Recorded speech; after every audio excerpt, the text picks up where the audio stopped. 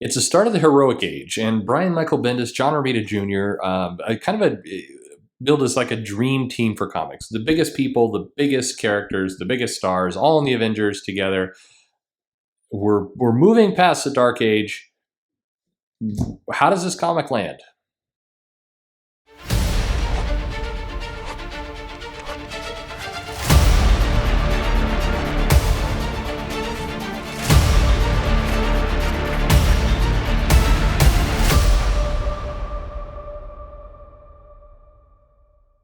Hey everybody, this is Perch. I want to get one thing out of the way kind of early on. This title featured John Romita Jr. and Klaus Janson, and it's got some really nice pieces to it in terms of the art.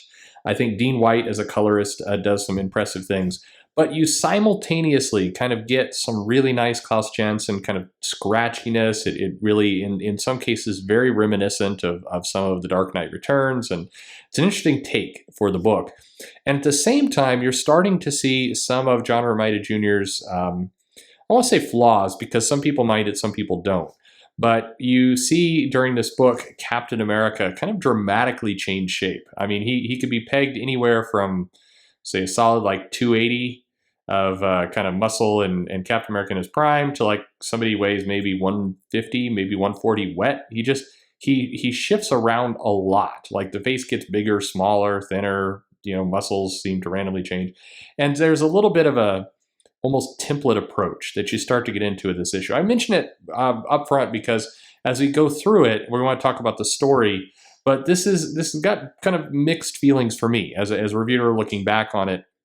I like John Romita Jr. I have very fond memories of him from the Uncanny X-Men way back in the day, like the 200s era.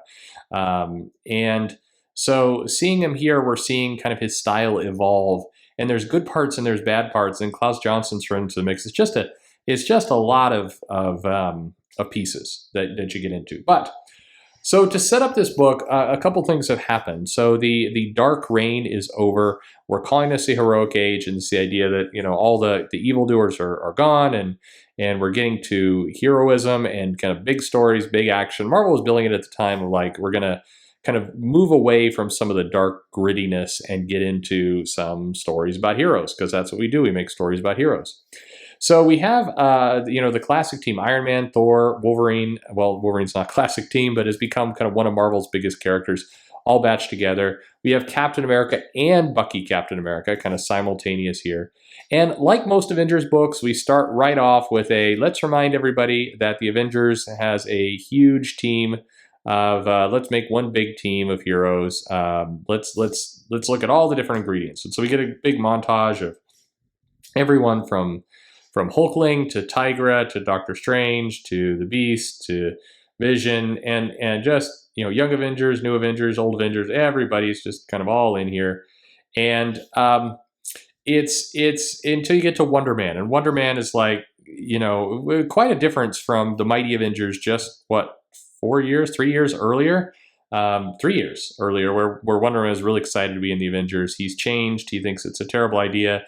We've gone with the Brian Michael Bendis as Wonder Man as a pacifist, something that would really kind of warp his character significantly of the Avengers are a bad idea. And this would pay off later where Wonder Man creates the Revengers and they go at it. So it's an odd, Wonder Man's treatment here is strange. But at any rate, we get back to the core team. And so the core team is going to be Thor, Spider-Man, Hawkeye, Wolverine, Captain America, Bucky Captain America, the one that carried a gun, Spider-Woman, and Iron Man, with kind of Steve, Cap, and Maria Hill as being the people who are going to kind of manage and run the team.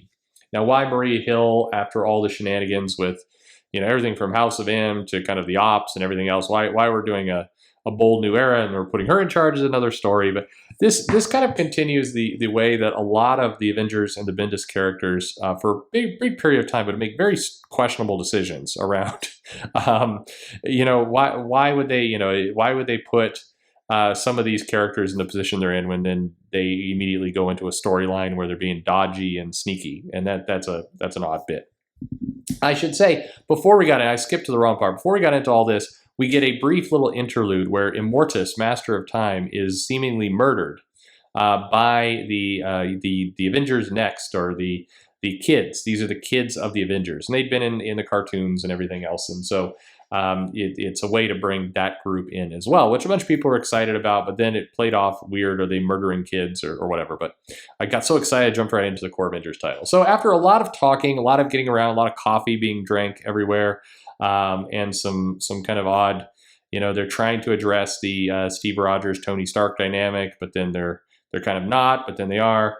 And then, Bucky, or Thor, doesn't know who Bucky is. And, they go back and forth. So Spider-Man's Spidey sense goes off. Kang shows up in the Avengers Tower like, hey, I'm Kang, and there's a warning, and immediately is just kind of blasted by Thor right in the chest. So it's like, and I don't want to harp on this as a topic, but this is the action you're getting in the book. Thor, double page spread, nails Kang right in the chest. He knocks him out of the building. He goes bouncing around on top of the roofs.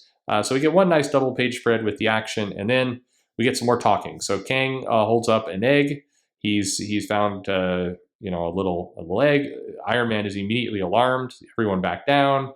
He has the upper hand, and they go back and forth with Tony Stark builds dangerous things is kind of and this is another premise that's going to be played out later in the comic around some of the Infinity Gems and other else. But Tony Stark builds dangerous things. In this case, it's a dangerous thing that Kang has gotten his hands on that Iron Man hasn't built yet. This is very much a Bendis trope at this point, where he likes to play with kind of, you're going to make a decision later that's going to be bad and come back to bite you, and then we're going to deal with it now, and everybody gets to kind of dialogue at each other for a while. So anyway, the Avengers stand on action.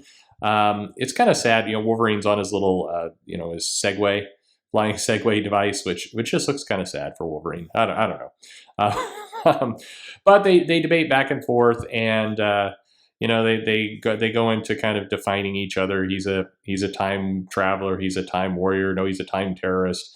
And so you have a lot of these, kind of Iron Man going, it's a dark matter accelerator. If he wants to, he will turn all of us inside out, the entire city. And Thor goes, why would you invent that? Or somebody says that. I didn't. I thought of it and I wrote it down. I haven't built it. In fact, I promised myself I never would. And yet, listen to me. He has the upper hand. It's that kind of, all right. And it's fine. It is sort of kind of the Tony character. This would kind of redefine Iron Man a little bit as this guy who can't help himself by creating dangerous things. So, they go back and forth a little bit more. Kang tells him, it's your children, Marty. It's your children that are the problem. And reality is coming to an ending. It's mostly their fault. And then we get a very long, do I have your attention? This is a world your children live in, a world completely ruined and reinvented by Ultron. You remember Ultron, don't you? An artificial intelligence stronger, more enduring than you or me. And as you secretly knew he one day would, Ultron came back and finally destroyed you and the world. Your children grew up in the ruins of the world, and you're completely unable to protect your children, it seems. Without you to guide them, destroyed Ultron, took over his empire, and they have done so with a ruthlessness that Alexander the Great would wince at. They are young, they are powerful, they're on a collision course to destroy the universe because they're wielding power they do not know how to control. You need to go to the future and stop them before they do. You need to go right there and right this wrong. Okay. So that's the plot, I guess, we're going to get into for the next several issues. And Spider-Man, kind of like most of us, says, what was that middle part again? And then they debate, children, and we should not know the future, and so on. And Kang then, gives them this dire warning that their kids are out of control. And then he vanishes off into somewhere, the future, and that Iron Man doesn't have a time machine. Your team's not complete. And so then they talk around some more. And Iron Man goes and, talks about time as a linear construct, and it's a thing. And the Avengers do a lot of kind of grim looks. And, Thor says, we got to help our kids. And Wolverine says, we need somebody. And we're going to find out who next issue. But then we get back to the future. Kang has returned. And, things might not be as they seem, because we've got big naked Hulk, or maybe it's Maestro Hulk. He's got Maestro beard, but it's unclear if this is actually the Maestro. And he's saying, you better understand the stakes. The Avengers are going to learn who's the smartest one there is. And that's kind of our wrap for our first issue. We get in this comic, for the next several issues, we get a bunch of, in the second issue, we get a bunch of time travel shenanigans. We get the Marvel boy Noh-Var joins the team officially, helps them build a little time machine.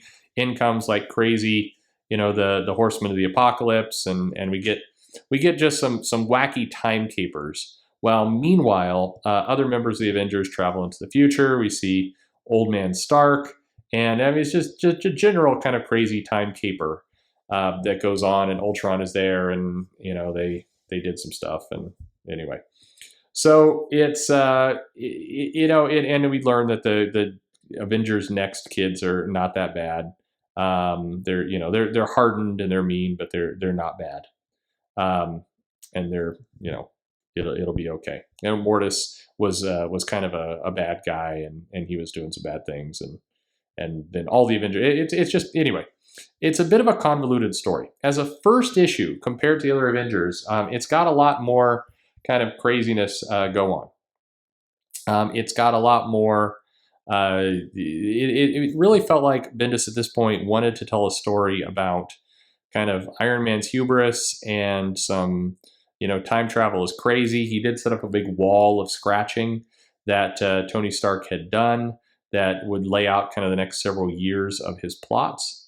And some of those would get pulled off by Age of Ultron, the big storyline that would come a couple years later. And others just kind of seemed to meander all over the place. It was meant to be a romp of kind of a bunch of Avengers storylines and other things, but you can hear it even in my voice as I'm describing it. It didn't necessarily pull off that way. It just kind of came across as sort of nuts. And it also had a bunch of like Ultron says, that is interesting. There's a bunch of dialogue here that you kind of have to squint a little bit. Once again, it has the feeling of this is a comic where all the characters are kind of interchangeable, except Tony Stark. We are trying to do some more things. We are trying to kind of play with time a little bit. There's a lot of turns. There's a lot of twists of like, hey, oh no, Tony Stark is dead. Oh no, he's not. We just pulled him into the future. And so there's a lot of that stuff that goes on as well. Anyway, sort of a mess. It would definitely. It was not the heroic age of a classic adventure. It was definitely a lot of talking about an adventure. And then kind of the comic ends, but there's more. And there's more, which I'm going to say in the most tongue-in-cheek way possible. By the way, there are people who like Bendis, and I want to make it clear. There's lots about Bendis I do like. He has set up some of the more relevant stories of the Marvel era. He definitely has his strengths and his flaws. There's a little of both. What's interesting is Bendis, for me, and just me, he doesn't age well in the sense that if you read a lot of Bendis's books and then you go back and you reread them, everything starts to feel like one big bit of goo. It all seems to start to flow together. And so here comes the kind of what seems like quintessential Bendis. After the comic ends, we kind of get rid of the dumb pictures, and we just get the oral history of the Earth's mightiest heroes, the Avengers. And so this is a story as though it was written by, in the universe. It was written like the characters are doing kind of a reality show and they're talking about things. And so it's got like interviews with Rick Jones and Reed Richards and Thor. And what you have here is that, first off, without the pictures, it completely eliminates any ability to tell who's saying what. Even when you have Thor say, this is the time when my brother Loki and I had been separated for a long stretch. I had decided to come to Earth and make my own way, away from my father and my father's kingdom. I had grown to really love Earth and was sharing my time here with a distinguished doctor named Donald Blake. And then you go to Tony Stark, and he says, the Hulk seemed to be wandering around the desert trying to calm himself down by only to be backed into fights with the army or whoever. I don't know, none of us knew who he really knew or who he was, and it wasn't until much later that we discovered it was Bruce Banner. That was a shock. I knew Bruce Banner, I'd met him, I admired him, and to discover he was... Bruce Banner says, no one knew back then, only Rick Jones really. Back then I still thought I had a chance of being cured, or a chance it was only a temporary affliction. I've since learned that I was only fooling myself. The problem is this sounds... Everybody sounds the same. Everybody. And it's the Avengers kind of talking about themselves and kind of defining kind of their view. I'm sure there's some people who appreciated this. I'm not sure who those people were, but there were some. And it was it was an odd choice. So it was intended to kind of remind people of maybe who the Avengers were and kind of the stories they were through their own words. But it wasn't through their own words. It was through kind of Bendis writing everybody as the same. And it just felt like we gave up parts of the comic. Now we didn't. It's a bigger issue. But it feel like we just are getting kind of more comic. We kind of gave up parts of the comic to give us some text. And this is where I started to believe with this issue that what Bendis really wanted to do was just write books, and the pictures and the whole comic book side of it was a big annoyance to him. But that's me projecting a little bit. I'm just saying it always. I remember hitting these, and then later on in the Avengers run, we got a full on reality TV kind of 9-panel grid where the Avengers are just talking. So they drew kind of the talking heads, and then they're kind of, we get the visual to the story, but by then it's like, what is going on? It was a bit strange. Anyway, there you go. This is the Avengers #1 in the Heroic Age. Did you love this issue? Did you like it? What do you remember from it? What you love, you hate? Leave it in the comments below. Like, subscribe if you haven't subscribed. Please do. Introduce to a friend. That would be appreciated as well. You can follow me at Twitter at Comic Perch. And hey, thanks for listening.